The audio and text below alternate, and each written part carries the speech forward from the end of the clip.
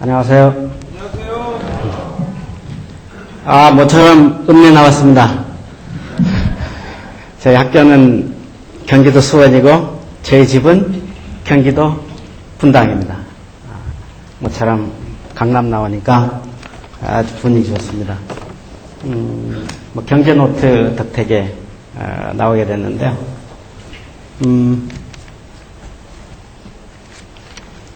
학교에서는 이때쯤 되면 졸업생들이 간간히 찾아옵니다. 연말 인사 겸, 또 취업 부탁 겸, 보통 이제 델몬트 주스 같은 한 박스 사서 들고 오는데, 오늘도 참 우리 졸업생이 한 명 왔더라고요. 예병일 경제 노트, 그거를 읽고 선생님이 강의하는 걸 알게 됐다. 홍미정 씨, 어디 있어요? 우리 졸업생이 한 명 왔어요. 근데 며칠 전에, 제 연구실에, 졸업한 지 6, 7년 된 학생인데요. 주스 한 박스 사고, 왔더라고요. 그러면서, 선생님은 글도 쓰시고 그러니까, 제가 이번에 어떤 회사를 그만두고, 새로 회사에 들어가야 되는데, 자기소개서를 써왔으니까 자기소개서를 좀 검토해 주시고, 또 한 가지는 과거 지도한 적이 있으니까 추천서를 써줬으면 좋겠다, 이런 부탁을 하러 제 연구실에 왔어요. 그래서 근데 왜 잘렸냐, 단도직입적으로 물어봤더니 얘기를 하면 매우 깁니다. 근데 요지는 억울합니다. 뭐가 억울하냐? 그랬더니, 저희 회사에서, 저희 심리학과 학생들은 학부를 졸업하고 난 다음에 전공을 살려서 취업하기가 매우 힘듭니다. 그래서 이제 대부분의 경우는 전공을 살리려면 대학원 공부를 해야 되는데요. 이 학생은 다행히 학부를 졸업하고 사회조사 연구를 하는 회사에 들어갔다가 잘렸는데, 요즘 아무튼 회사에서 자기만큼 열심히 일한 사람은 없다 이거예요. 아침 일찍 나가서 밤늦게까지 나만큼 일한 사람이 없는데, 구조조정이 돼서 자기와 같이 들어간 몇 명은 남았지만 나는 잘렸다. 그래서 그 이유가 뭐라고 생각하느냐 그랬더니, 아마도 아주대학교를 나왔기 때문일 것이다. 나머지 생존에 있는 다른 동기생들은 서울에 있는 훨씬 더 좋은 대학을 나왔다. 그래서 제가 이렇게 질문했습니다. 자네가 오분을 하면 아침 일찍 나와서 밤늦게까지 일을 한다는 것만으로 자네를 봉급을 주면서 붙잡겠느냐? 난 아니라고 생각한다. 예. 새벽같이 회사에 나오면, 그죠? 아무래도 늦게 나온 사람보다 물 많이 쓰겠죠. 화장실도 자주 가겠죠. 복사지도 많이 쓰겠죠. 전화도 많이 쓸까요? 적게 쓸까요? 저는 훨씬 더 많이 쓸 거라고 생각해요. 자네가 아침 일찍부터 밤늦게까지 일한다는 것만으로 붙잡아둬야 된다는 그 생각은 매우 위험하다. 나는 이런 질문을 자네가 했어야 된다고 생각한다. 첫째, 그 사장은 도대체 왜 나를 잘랐을까? 자네는 이런 질문을 했을지는 모르겠다. 나는 도대체 왜 이 회사에서 잘렸을까? 그러니까 잘린 사람 입장에서 생각하지 말고 다른 사람 입장에서 한번 생각해봤냐? 질문해봤냐? 아무 얘기 안 해요. 나는 요즘 학생들에게 이걸 가르치는데, 그랬더니 그 학생이 뭔데요? 쥐 잡는 법. 자네 쥐 잘 잡나? 그랬더니 선생님, 뭐, 생뚱맞게 갑자기 무슨 쥐 잡는 거야. 이 쥐 잡는 건 난 매우 중요하다고 생각한다. 자네 쥐를 잘 잡으려면 어떻게 해야지 쥐를 잘 잡는다고 생각하나? 제가 심리학을 했지, 쥐 잡는 걸 공부했습니까? 내가 왜 이런 질문을 하냐면,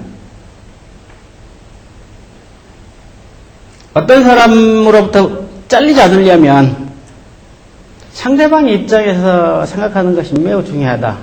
쥐를 잡으려면,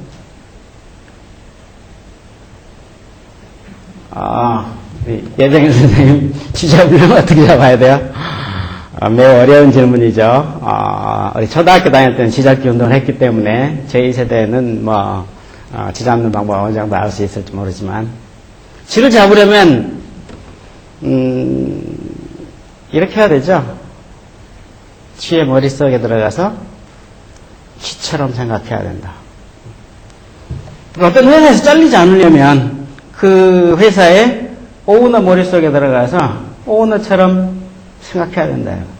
네가 사장이라면 서울대학교 나왔다는 것만으로 붙들고 있겠냐? 아니다. 이거. 아침 일찍부터 밤 늦게까지 회사를 지킨다고 해서 붙들고 있겠냐? 아니다. 이거. 실제로 상사가 됐건 직원이 됐건 CEO가 됐건 정말로 피곤한 사람들은 그런 사람들이에요. 성과를 내지 못하면서 부지런한 사람들, 그러니까 멍청하면서도 부지런한 상사들이나 직원들 정말로 참 대책 안 서죠. 첫째, 자네가 여기까지 오면서 난 몇 가지 질문을 던져봐야 된다고 생각하는데, 1. 나는 왜 잘렸을까? 오너 입장에서. 둘째, 저 그 학생한테 질문했어요. 자네 아까 나한테 추천서를 써달라 그러는데 내가 왜 자네의 추천서를 써야 되지? 좀 무안해 하죠, 그죠? 왜 그 벨몬트 한 박스 사갖고 들어와가지고 이 선생님이 옛날에 친하게 지냈기 때문에 소주도 같이 마시고 그랬기 때문에 추천서를 당연히 써줄 거라고 생각했는데 왜 추천서를 써줘야 된다고 생각하나 이렇게 질문하니까 좀 무안하겠죠. 셋째, 지금 어느 회사에 들어간다고 나한테 자기소개서를 써왔는데 자기소개서를 보니까 자네가 아주대학교 사회과학부를 다니면서 평점 3.25를 받았다는 것, 학생이 부회장을 했다는 것, 동아리 어떤 회장을 했다는 거, 이거 말고 아무것도 없다, 이거. 봉사활동을 했다는 거. 자기소개서에 미래가 없어요. 자, 이 질문 안 던졌기 때문이다. 선발권자에게 선택을 받으려면 어떻게 해야 할까? 이 질문에 대한 생각을 한 번도 안 해봤다면, 그리고 내 연구실에 올 때까지 한 번도 이 질문 안 해봤다면, 자네가 잘린 이유는 바로 그것이다. 바로, 저는 그거라고 생각해요. 질문. 그리고 이런 질문을 했다고 하더라도 만약 스스로가 이런 답을 냈다면 저는 매우 위험하다. 첫째, 나를 왜 잘랐을까? 아주대학교 출신이기 때문에 매우 위험하다. 둘째, 이민규 교수는 왜 추천서를 써야 하나? 지도교수이기 때문에 이거 매우 위험하다, 이거. 선발권자들은 왜 나를 선택해야 되나? 성적이 A+이기 때문에. 이거 매우 위험하다, 이거. 과거는 아무 소용이 없다, 이거. 미래에 이 회사에 들어왔을 때 무엇을 기여할지에 대한 언급이 하나도 없어요. 다시 말하면, 나를 잘랐던, 회사의 오너를 끌 수 있는 게 아무것도 없다, 이거. 끌 수 있는 게 뭔지에 대해서 질문도 안 해봤어요. 둘째, 이민규 교수에게 추천서를 부탁하러 오면서 이 교수가 왜 나의 추천서를 써야 되는지에 대한 질문도 안 해봤어요. 그냥 학생이니까 교수는 가면 당연히 써야 되는 것, 이렇게 생각했다면 너의 앞날은 매우 위험하다. 셋째, 어떻게 끌 수 있는가? 끌 수 있는 거를 자기소개서에 아무것도 안 써놓고, 그죠? 입사 지원서를 낸다는 게 치명적인 결함이다.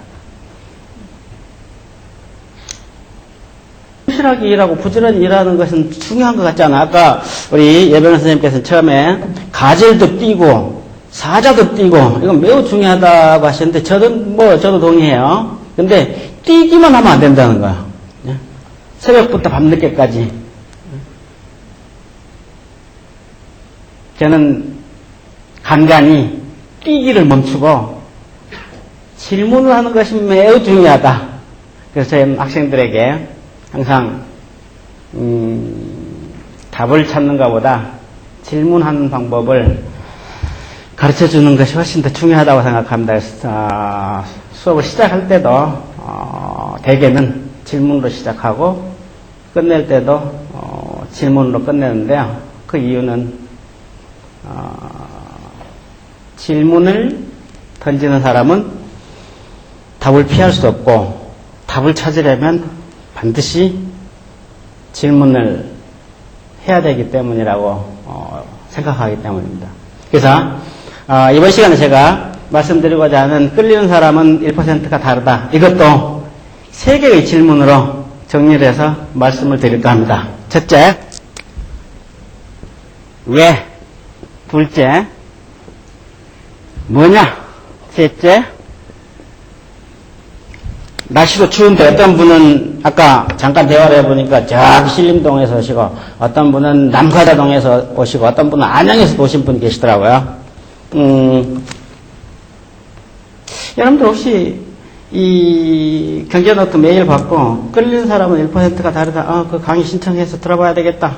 그리고 신청하고 여기까지 오시는 동안 혹시 질문해 보셨어요? 가젤처럼 뛰어오셨어요?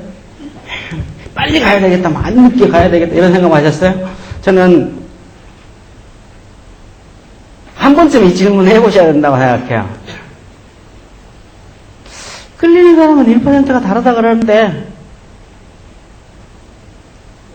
왜 해필이면 다른 주제도 많은데, 끌림이냐? 두 번째, 1%만 다르다 그랬는데 그게 사실이냐? 그리고 그 1%가 도대체 뭐냐? 자, 1%가 다르다. 그러면 안 끌리는 쪽이면 끌리는 쪽으로 우리가 변화가 돼야 되죠. 변화가 되기 위해서는 1%만 바꾸면 된다는 얘기인데 바꾸려면 어떻게 해야 되느냐? 네. 그래서 간단하게 말씀드리면 왜 작은 것 1%가 중요한지 그 이유를 찾는 거는 how, what 이거를 찾는 것보다 훨씬 더 중요하죠. 공부를 잘 못하는 학생들은 왜 못할까요? 대부분의 사람들은 머리가 나쁘기 때문에 공부하는 방법을 모르기 때문에 습관이 안 좋기 때문에 이렇게 얘기하는데요. 저는 그거 다 틀렸다고 생각해요. 제일 중요한 건 공부를 하는 이유, 공부를 해야 되는 절실한 이유를 모르기 때문이야. 그러니까 왜 공부를 해야 되는 이유만 알려주면 방법은 저절로 찾아내요. 이건 제 얘기가 아니라 벌써 100년 이상 전에 니체가 이런 말 했죠. 살아야 할 절실한 이유를 아는 사람은 그 방법도 안다. 조금 풀어서 얘기하면 정말로 살아야 될 이유가 무엇인지를 아는 사람은 살아가는 방법은 그냥 당연히 찾아낸다 이거야. 그러니까 먼저 이유 찾아보고, 둘째 그것이 무엇인지 1%가 뭔지, 그 다음 셋째 그 1%를 바꾸기 위해서 우리가 어떻게 해야 되는지. 하필이면 끌림일까요?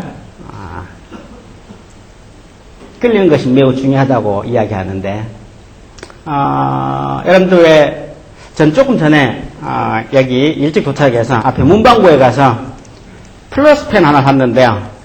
왜? 사인할 때 필요하니까요. 파란 플라스펜. 200원 주고 하나 샀어요. 우리 볼펜을 사거나 지우개를 살 때부터 굉장히 다양한 그 디자인, 다양한 가격의 볼펜, 지우개들 있잖아요. 우리는 그 여러 가지 중에서 어떤 걸 선택해요. 그리고 신발도 선택해야 돼요. 그리고 배우자도 선택해요. 회사도 선택해요.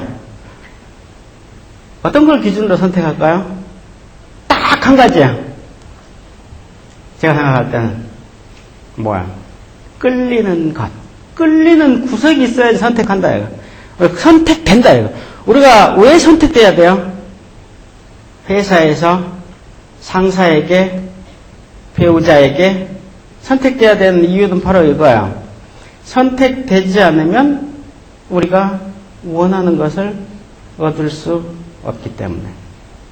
뒤집어서 얘기하면 원하는 것을 얻으려면, 다시 말하면 행복한 삶을 살고 성공적인 삶을 살기 위해서 가장 중요한 건 그 원하는 것을 갖고 있는 누군가에게 끌리지 않으면 안 된다 이거야. 벌과 나비도, 꽃도 원하는 것을 줄 수 있는 어떤 대상에게 끌지 못하면 생존이 어렵죠. 미국의 심리학자가요, 대학생들에게 이런 간단한 문장을 들려줬어요. 약간의 반란은 좋은 것이며 자연계의 폭풍처럼 정치계에도 약간의 반란이 필요하다. 약간 뭐 하면서도 아무튼 뭔지 모르지만 아무튼 뭐 좀 약간 튀는 것이 필요하다 뭐 이런 의미를 갖고 있는 거예요. 한 클래스에 가서는 이 말은 토마스 제퍼슨이 했다. 찬성하면 동그라미, 반대면 X. 다른 반에 가서는 똑같은 말을 들려주고 이 말은 러시아의 공산주의자 레닌이 했다. 결과가 같을까요, 다를까요? 완전 달라요.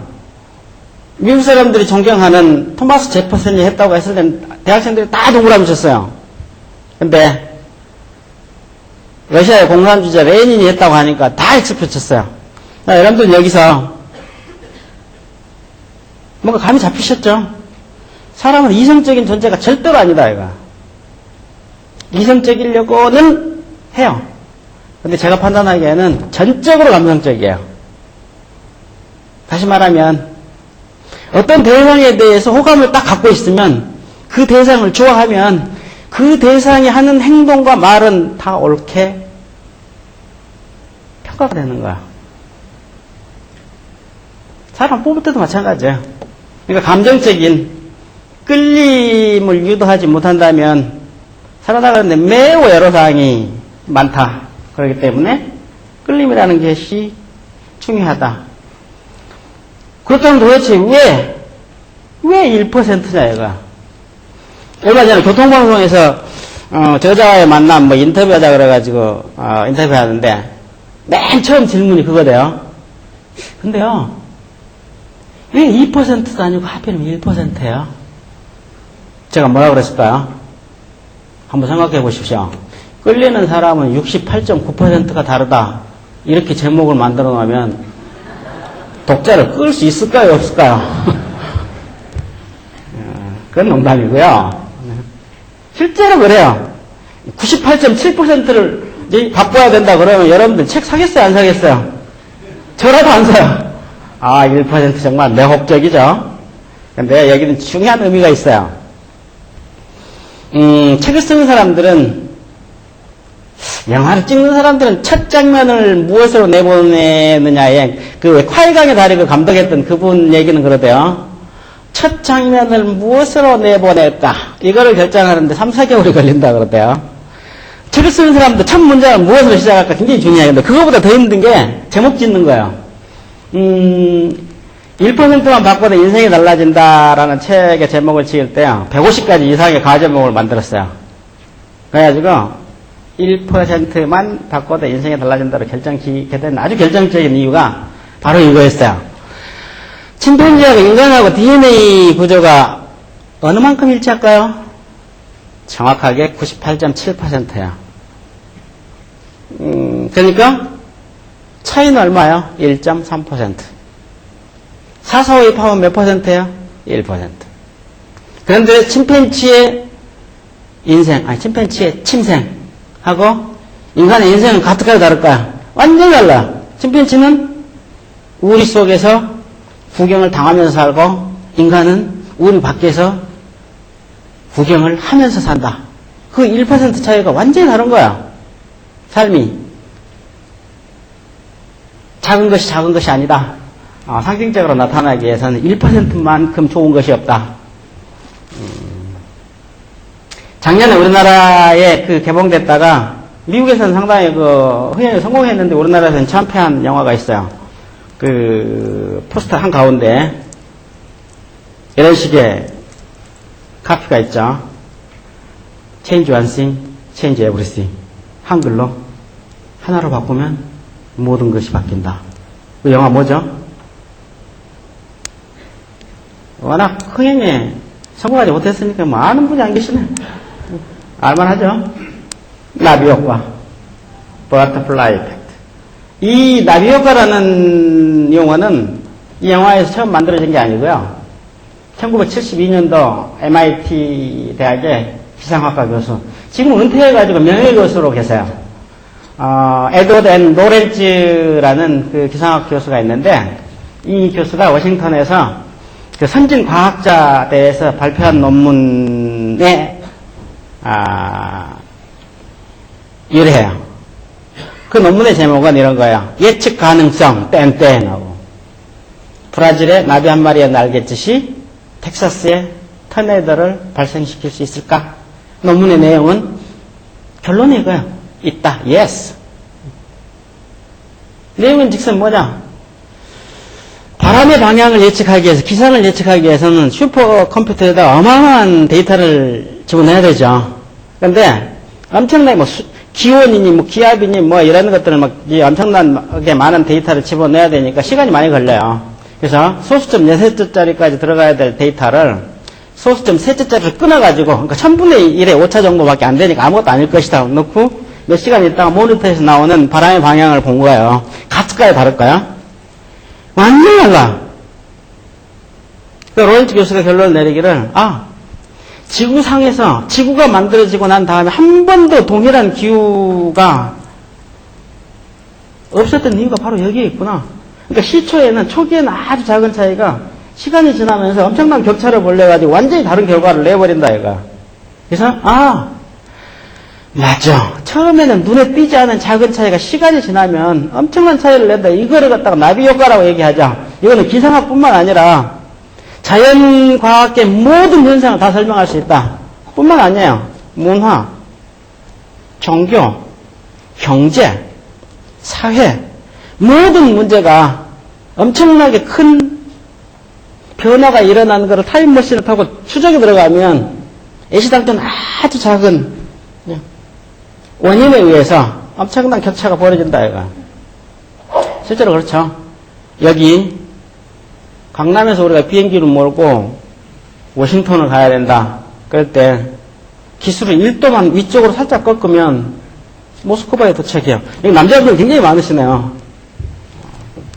군대 갔다 오셨죠? 군대 갔다 오신 분들 사기 해보셨지만, 조준각도를 약간만 틀면 탄착 지점은 완전히 달라져 버리죠. 실제로요, 20m 공기총 사격에서 1도도 안 되는 정조준 각도에서 0.87도만 살짝 틀어주면 20m 타겟에서는 이 정중앙이 10점이잖아. 10점 나올 것이 0점이 나와. 타겟 밖으로 총알이 빗나가 버린다, 이거. 초기에는 아무것도 아닌 것이 시간이 지나면 엄청난 격차를 벌린다. 이거는 최첨단 과학이 총동원된 항공우주 산업에서도 마찬가지예요. 1986년도 1월 28일 정확하게, 지금으로부터 20년 전이네요. 미국에서 우주 왕복선, 뭐 쌓아 올렸죠? 챌린저. 발사 직후에 73초 만에 공중 폭발했어요. 그래서 승무원 전원 사망했어요.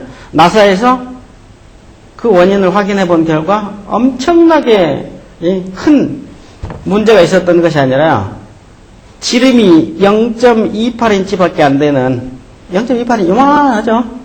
오링이라는 연결고리의 결함 때문에 2003년도 콜롬비아호 귀환하다가 지구 거의 다 와서 공중 폭발했어요. 역시 승무원 전원 다 사망. 이유가 뭘까요? 가장 유력한 원인이 발사 당시에 왼쪽 날개 방열판, 파편이 튀어가지고 그 방열판이 깨진 거야. 그래서 고온을 견디지 못해서 폭발한 거야. 사건과 사고를 타임머신을 타고 추적에 들어가 보면요, 엄청난 사건과 사고도 알고 보면 아주 작은 일들이다, 이거. 인간관계에서도 마찬가지인 것 같아요. 지금 뭐 사회적으로 비행, 살인, 테러, 세계적인 문제야. 폭력. 근데요, 심리학자의 눈에서 타임머신을 타고 쫙 들어가 보면요, 뭐 사회 구조가 엄청나게 문제가 됐다거나 뭐 해코자가 됐다거나 뭐 이런 게 문제가 아니라요. 저는 뭐가 문제냐면 저녁에 밥 먹을 때 아빠가 아이하고 이야기할 때 맞장구를 한번 쳐주느냐 안 쳐주느냐 여기에서 출발해요. 아이가 아빠 나 비공연하는데 보러 갈래. 그랬을 때 쓸데없는 소리 하지 말고 밥이라 먹어. 이런 반응을 보였을 때 하고요. 근데 비가 누구냐? 누구하고 다르냐?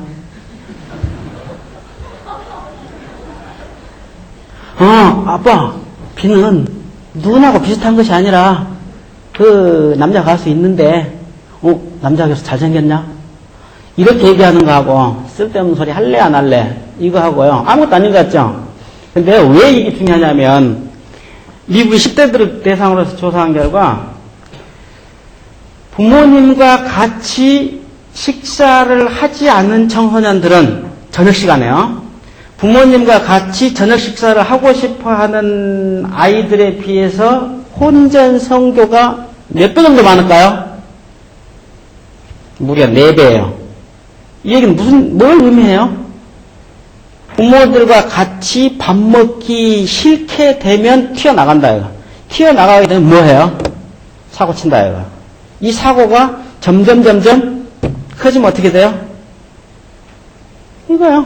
테러, 폭력, 자살, 살인, 미혼모, 입양. 이거 다 이 문제 여기서 출발하는 거야. 이런 걸 심리학에서는 스노볼링 이펙트라고 그래요. 눈덩이 효과. 눈 한 방울이 모여가지고 나중에 눈사태가 일어나잖아요.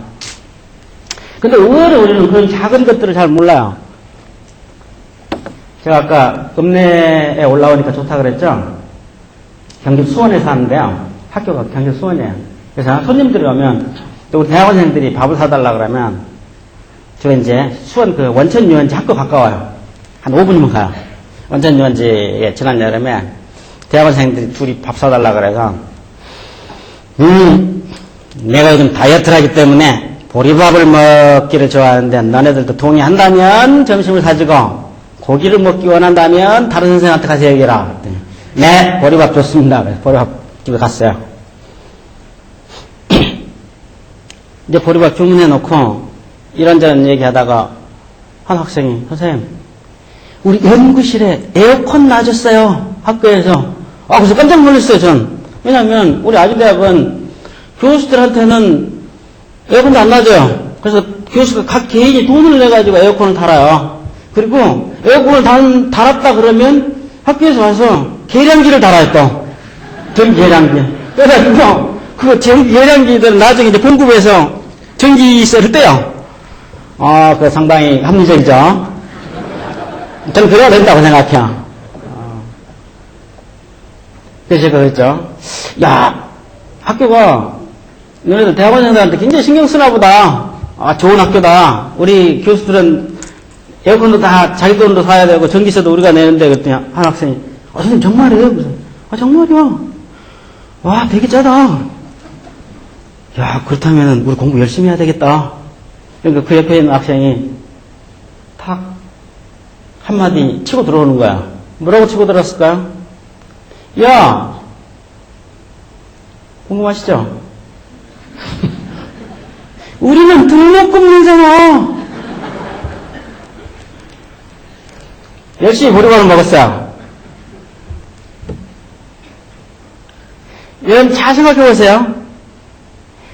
우리는 등록금을 내잖아. 이 학생이 합리적이에요? 아, 공부 열심히 해야 되겠구나. 이 학생이 합리적이에요? 헷갈리십니까? 저는 딱 순간 누가 합리적이냐? 후자가 합리적이다. 후자의 말이 맞다. 왜? 등록금을 내는 사람이니까 에어컨은 그쪽에서는 그냥 학교에서 달아줘도 되고 우리는 등록금을 쓰는 사람이니까 우리가 내야 돼요. 정말로 합리적이에요. 그런데 인간은 합리적이 아니구나 하는 걸 깨달은 게요. 계산할 때요. 보리밥이 얼마인지 아세요? 5,000원이에요. 그러니까 3명이 보리밥을 먹었다 15,000원 딱 계산하는 순간 그야말로 이구동성으로 2명의 입이 동시에 딱 뭐라 그러겠어요? 선생님 점심 잘 먹었습니다. 그런데 후자가 한 얘기는 어떻게 될까요? 제가 들었을 때 아, 이 녀석이 이거를 생각했구나. 말은 그렇게 하지만 아직도 캐치가 잘 안 되시는 모양이네요. 선생님이 밥값 내셔야죠.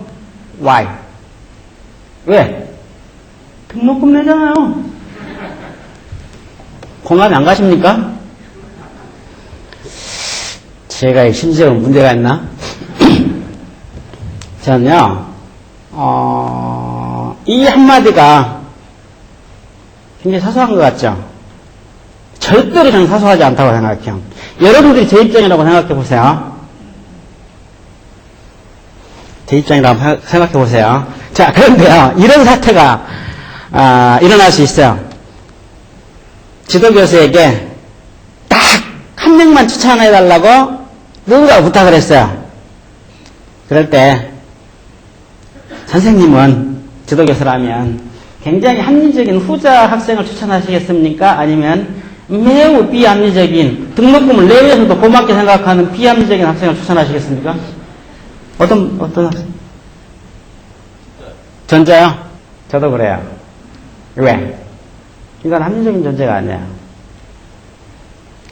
잘 살펴보면 그게 더 합리적일 수도 있어요. 왜? 고마울 줄 모르는 사람을 추천했을 때 우리가 어떤 사태가 일어날지에 대해서 예측할 수 있거든요.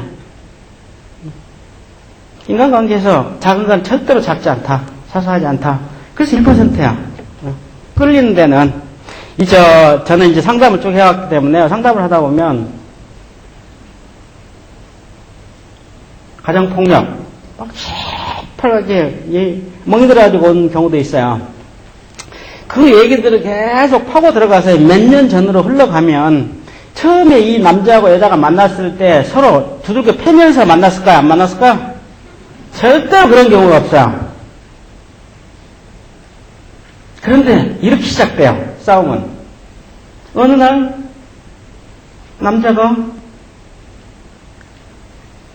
칫솔질을 할 때 치약을 가운데서 꾹 눌러요. 여자가 딱 그 치약을 보는 순간 반응이 달라. 여보, 당신은 왜 학원을 가운데를 누르냐고. 그랬을 때 첫 번째 반응과 두 번째 반응으로 갈라지기 시작해요. 첫 번째 이런 반응을 할 수 있죠. 당신이 뭐라 그랬어? 허구한 날이라고? 두 번째 반응. 내가 또 가운데 눌렀어? 미안해. 자, 어느 쪽으로 흘러가기 시작할까요? 이게 이제 분수령이에요. 그래가지고 법원으로 가고, 한쪽은 바로 그 시간에 에버랜드로 가서 논다, 이거야. 그러니까 노는 물이 같아요, 달라요? 완전 달라진다요. 비즈니스 역시 마찬가지죠. 아주 작은 데서 출발해요. 아마존닷컴. 잘 아시죠? 온라인. 정말로 선구자죠. 어떻게 만들어졌을까요? 이 바로 질문 하나. 어떤 질문? 왜 책은 책방에서만 팔아야 되지? 아, 답 멋있죠? 아니지. 책방에서 안 팔아도 되지. 뭘로 팔면 돼? 온라인으로 팔면 된다. 온라인으로 팔면 뭐가 도움이 되지? 답이 나오기 시작하죠. 직원 안 써도 된다. 매장 없어도 된다. 재고 필요 없다. 딱 질문 하나 한 것 때문에 아마존닷컴 생긴 거예요. 두 번째 질문 이런 거야. 아, 독자들은 꼭 책을 사야만 할까? 책만 사야만 할까? 이 참 황당한 질문이죠. 우리가 생각할 때는 뭐예요? 독자들은 그냥 책만 사주면 돼요. 근데 그 아마존닷컴에서는 이런 황당한 질문 한 거예요. 독자들은 책만 사야만 하나? 뭘 해야 된다는 얘기예요? 책 사는 거 말고 다른 일도 할 수 있다 이거.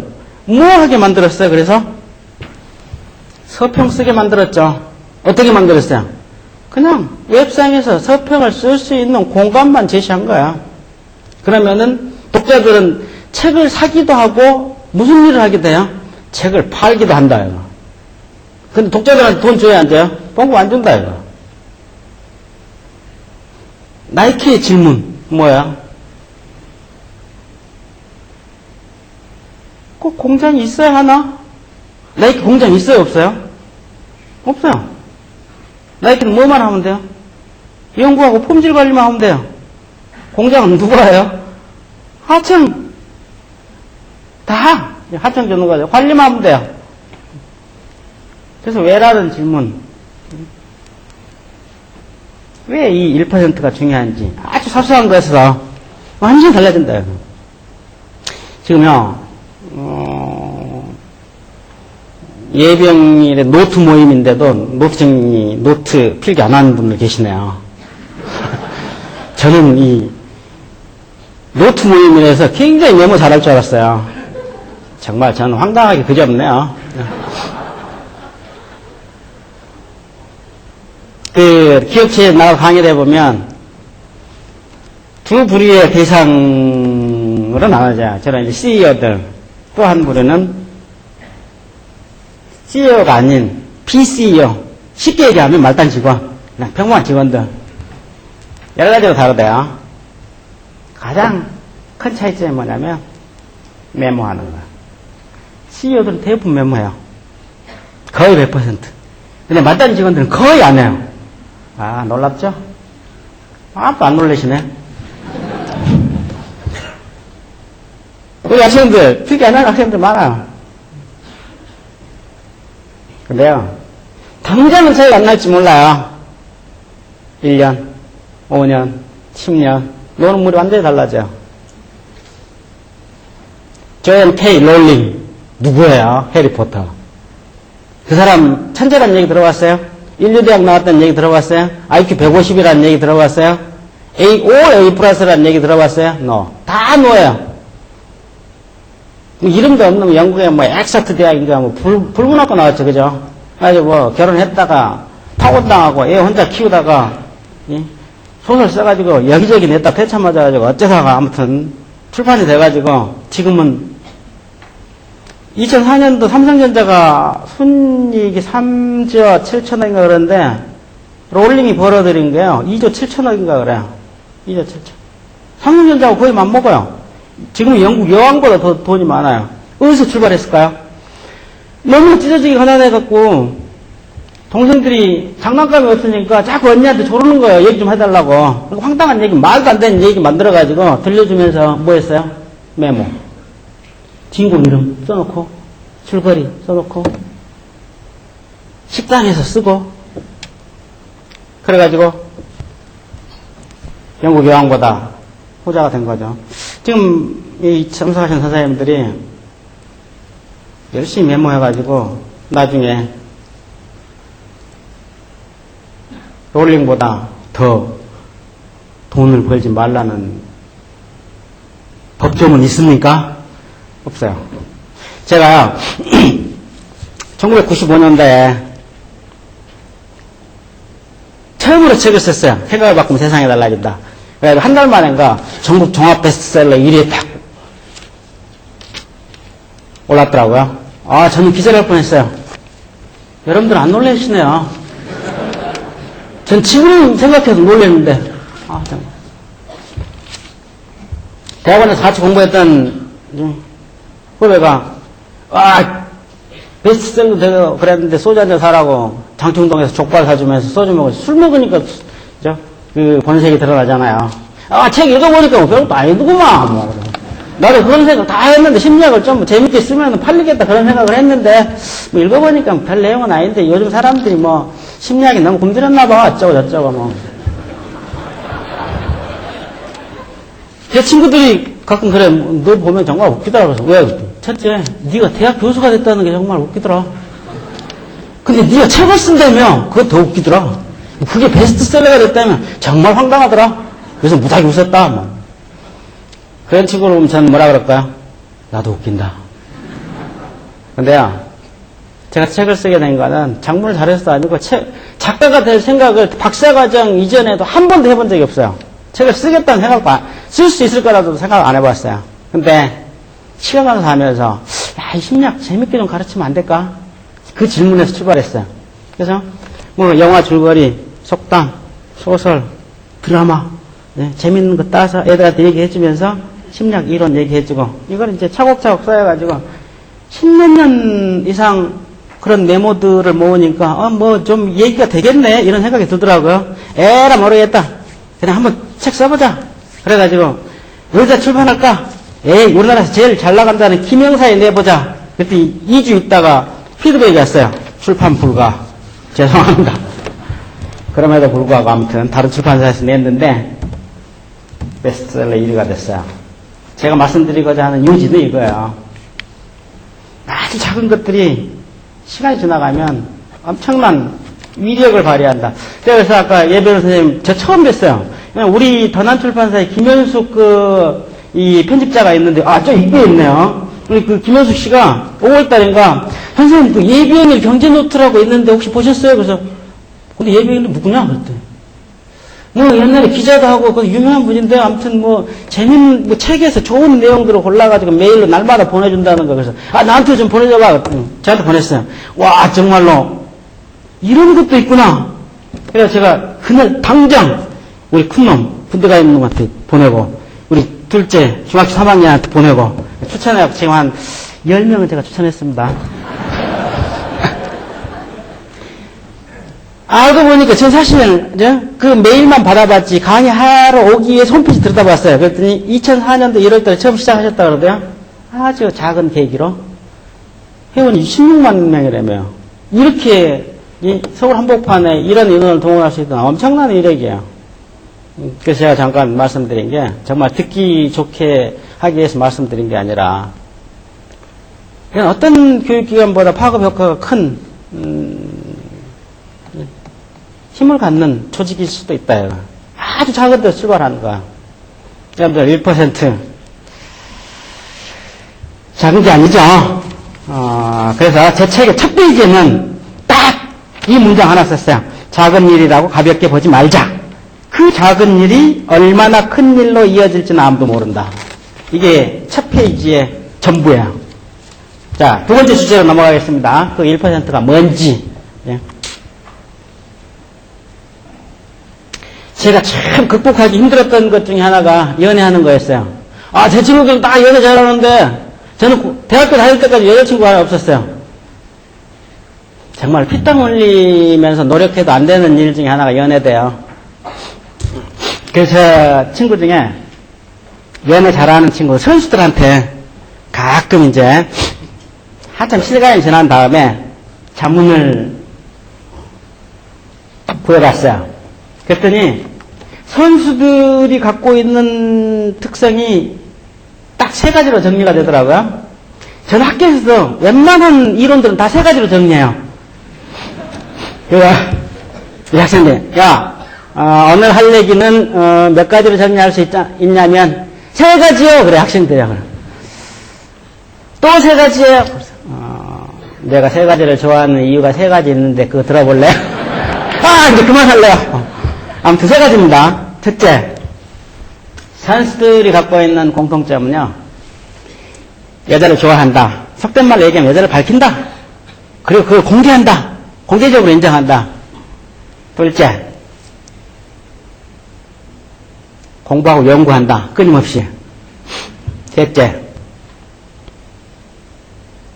도전하고 실천한다.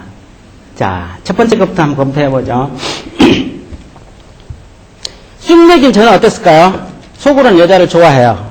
근데 좋아한다는 사실을 다른 사람한테 인정할까요? 안 할까요? 안 해요.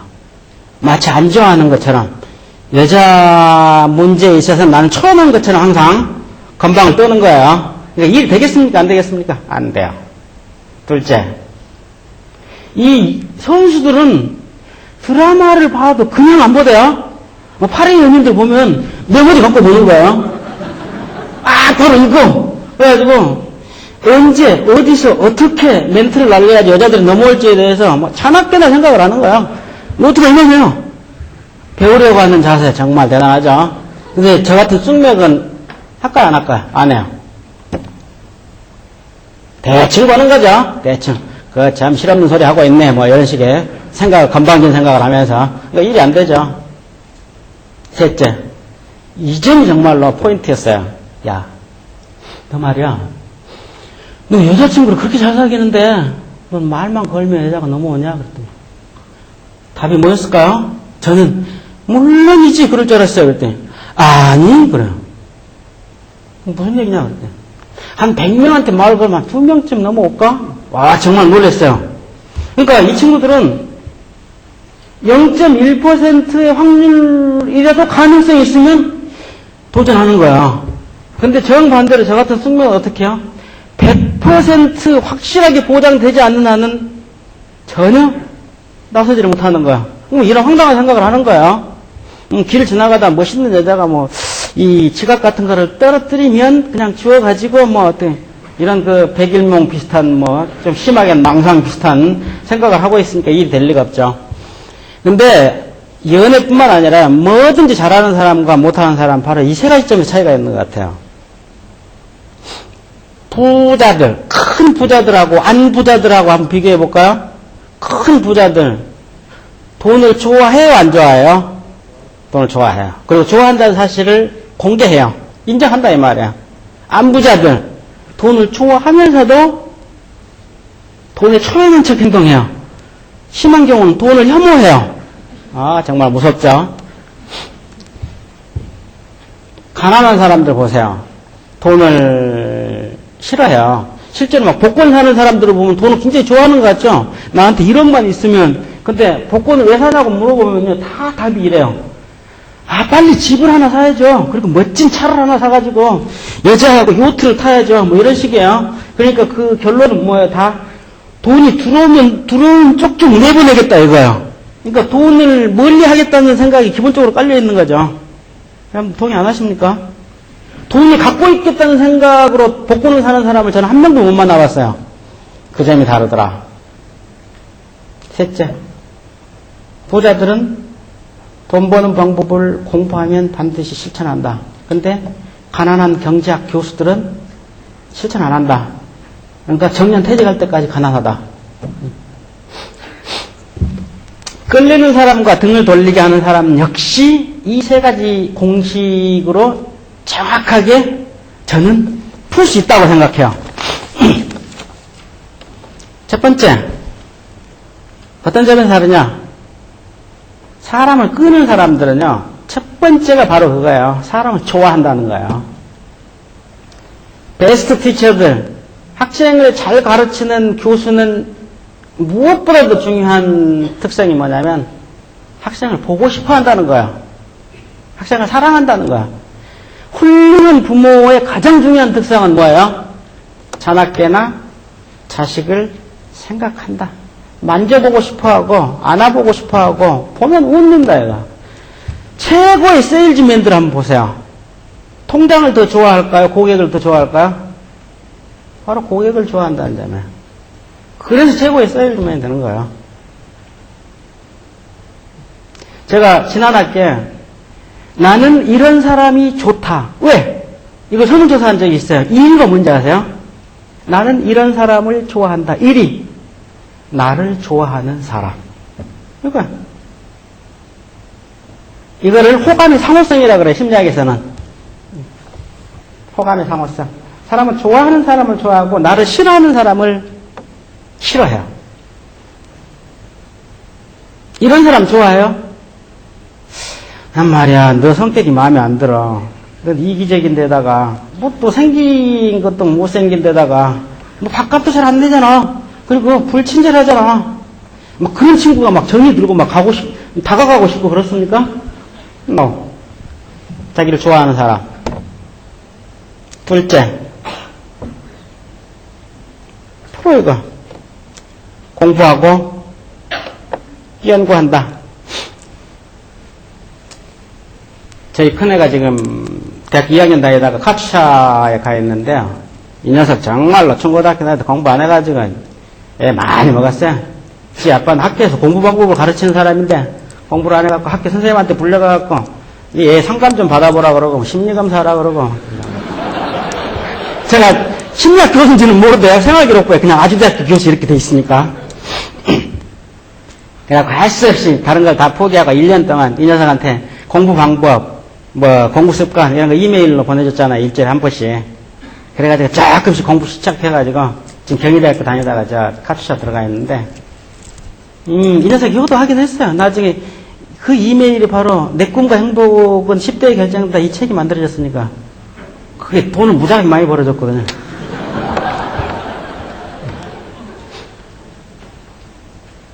이 녀석이 대학교 1학년 들어갔다가 어느 날 일찍 왔어요. 야, 너 일찍 왔으니까 아빠 어깨 좀 주물러라 그랬대. 아, 짜증나 죽겠는데 무슨 어깨야. 짜증날 때는 짜증을 푸는 가장 효과적인 방법이 남에게 작은 친절을 베푸는 것이다. 아빠에게 친절을 베풀어봐라. 너 기분이 좋아질 것이다. 주물러더라가. 근데 뭔데? 그랬더니 마음에 드는 애가 있었는데 며칠 벼르다가 딱 가갖고 전화번호 좀 적어주실래요? 쫙 얘기했더니 남자친구 있단 말이에요. 그래가지고 다른 애들이 다 들어가지고 쪽팔려가지고 혼났다고 그 강의실에 못 들어가겠다고 막 그러더라고요. 그래서 야 임마 너 아빠가 심리학자인데 자문을 좀 구해야지. 너 좋아하는 애가 있으면 항상 전화번호 좀 줄래? 이렇게 얘기하냐? 그랬더니 네. 너 한 번이라도 성공한 적 있냐? 아니요. 너 한 번도 성공하지 못한 방법 왜 이렇게 반복하냐? 다른 방법이 없잖아. 야 아인슈타인이 너를 봤다면 정말 참 황당했겠다. 아인슈타인이 뭐라 그런지 아냐? 뭔데요? 같은 방법을 반복하고도 다른 결과를 기대하는 사람은 네모다. 네모 4개 채워봐라. 다시 한번 얘기하세요. 야, 교수가 얘기를 하면 제대로 들어야지. 같은 방법을 반복하고도 다른 결과를 기대하는 사람은 네모다. 채웠어요?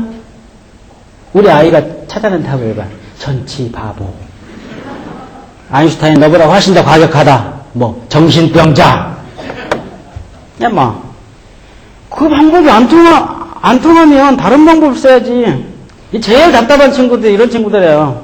10번 찍어 안 넘어간 나무 없다. 이 생각하면 차 한잔 하실까요? 차 한잔 하실까요? 그리고 나중에 이제 스토커를 몰리는 거야. 야, 너 좀 시원하게 주물러봐. 아빠가 몇 수 가르쳐 줄게. 야, 처음에 마음에 드는 여자가 있으면 전화번호부터 달라 그러면 되겠냐 안 되겠냐? 거의 정신병자 수준이지. 네가 비처럼 잘생겼다면 또 모르겠다. 처음에는 반경 3m 이내로 접근하지 마라. 5m 밖으로도 벗어나지 마라. 다시 말하면 적당한 거리를 유지하고 자주 보여라 이 말이야. 심리학에서는 이를 단순 노출의 효과라 그런다. 자꾸 보여주면 친숙감이 된다. 그럴 때 아주 작은 간단한 요구를 해라. 어떤 거? 일단은 볼펜 잠깐만 빌려주실래요? 이런 거. 예스. 처음에 첫 번째 예스를 받아내는 게 매우 중요하다. 그러면 즉각 돌려줘라. 갖고 있으면 의심받으니까. 며칠 있다가 지난번에 볼펜 잘 썼습니다. 며칠 있다가 지난번에 노트 필기를 잠깐 못했는데요. 잠깐만 보면 안 될까? 중요한 건 잠깐이다. 잠깐. 그럼 대부분의 정상적인 여자들은 빌려준다. 몇 번 예스를 받아내고 난 다음에 이렇게 하면 된다. 지난번에 노트까지 빌려주시고 커피 한잔 하실래요? 커피 딱. 밴딩 머신. 100원 아니냐? 100원만 투자해라. 받아 먹을까, 안 먹을까? 먹는다, 이거. 왜? 충분한 근거가 생겼어요. 받아 먹어도 좋다는 근거가. 근데 처음에 만나자마자 커피 한잔 하실래요? 그럼 먹겠어요, 안 먹겠어요? 병원에서 막 태어난 환자 아니면 안 먹는다, 이거. 정신병원에서 막 태어난 환자 아니면. 자, 중요한 건 모든 문제에는 답이 있다. 그리고 그 답을 푸는 해결책은 하나가 아니다. 해결책을 많이 갖고 있는 사람들은 훨씬 더 다른 사람을 끌 수 있고 성공적으로 할 수 있다. 아무리 재능이 뛰어난 목소라도 대피 하나로는 집을 지을 수 없는 것이다. 연애도 마찬가지, 공부 방법도 마찬가지, 돈 버는 것도 마찬가지. 그래서 저는 학생들한테 이런 숙제 내죠. 로미오와 줄리엣이 죽지 않고 문제를 해결할 수 있는 방법 20가지를 찾아서 토요일 날 밤 12시까지 이메일로 보내라. 그럼 다 보내요. 근데 이렇게 숙제를 내주면은 20가지씩 찾을까요? 못 찾을까요? 로미오와 줄리엣이 죽지 않고 문제를 해결할 수 있는 방법을 최대한 많이 찾아서 보내시오. 평균 3개예요. 근데 학생들이 이메일을 보내면서요, 이런 코멘트를 붙여요. 선생님, 저는 왜 한 번도 로미오와 줄리엣 영화를 보거나 책을 보면서 죽지 않고 문제를 해결할 수 있는 방법이 있다는 사실조차를 생각 안 해봤을까요? 왜 그런 질문을 안 해봤을까요? 다른 해결책이 있다는 사실 생각 안 해본 거예요. 다양한 해결책. 자연계에서도 해결책이 없는 개체는 반드시 해결책이 있는 개체의 밥이 된다. 해결책이 많은 개체는 해결책이 적은 개체를 잡아먹을 수 있다. 다시 말해 해결책이 적은 개체들은 항상 해결책이 더 많은 개체의 밥이 된다. 이 사실을 명심하는 게 굉장히 중요하다. 인간관계에서도 그렇고 비즈니스에서도 공부하는 방법에서도 마찬가지고. 또 한 가지, 연애 박사들, 선수들은요, 자기 입장에서 생각하는 것이 아니라 항상 상대방 입장에서 생각해요. 아까 그랬죠. 쥐를 잡으려면 쥐의 머릿속에 들어가서 쥐처럼 생각하라. 그러니까 내가 주고 싶은 선물을 주는 것이 아니라 여자한테 선물을 주더라도 여자가 받고 싶은 선물이 무엇인지를 생각하는 거예요. 이게 바로 끌리는 사람들의 1%. 우리가 자녀들한테 이야기를 해줄 때도요, 내가 해주고 싶은 이야기를 하는 것이 아니라 자녀들이 듣고 싶어하는 이야기로부터 출발하는 것이 대화의 기본이다. 액션. 세 번째,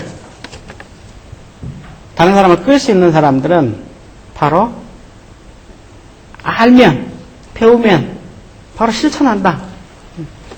실천이 굉장히 중요하죠.